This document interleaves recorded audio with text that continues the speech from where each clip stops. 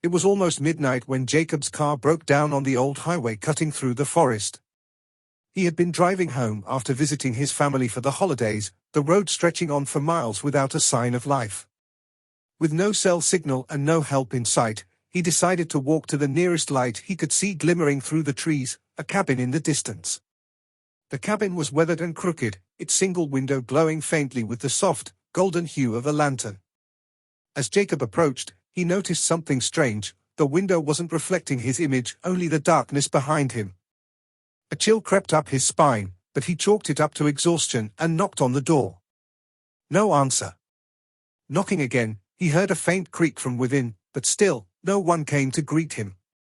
Out of desperation, Jacob pushed the door open, calling out into the dimly lit interior. The cabin was eerily silent. Dust hung in the air, disturbed only by the sound of his hesitant footsteps. Then he saw the window. It was larger than it seemed from outside, stretching from floor to ceiling. Its glow wasn't from a lantern, it seemed to emanate from within the glass itself. Peering closer, Jacob felt an unnatural pull, like the window was drawing him in. His reflection, now visible, stared back with eyes that didn't blink when he did. Suddenly, his reflection smiled.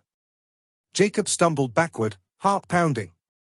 The reflection in the window didn't mirror his movements. It stood still, smiling wider until its lips split unnaturally, revealing rows of jagged teeth. Then it began tapping on the glass from the inside.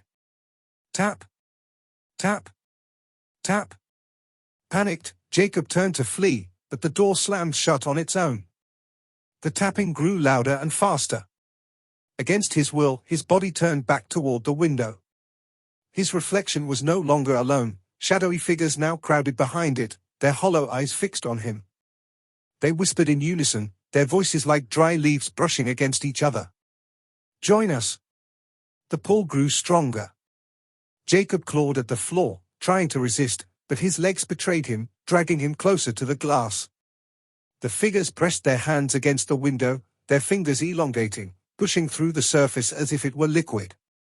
Jacob screamed as the shadowy hands grabbed him, pulling him into the cold, suffocating void behind the window. His final moments were a blur of whispers and sharp, agonizing cold. When the cabin fell silent once more, the glow of the window returned to its soft, golden hue. A new reflection stood within it now, Jacob's face, twisted in silent terror, forever watching, forever trapped. And outside, the cabin waited patiently for its next visitor.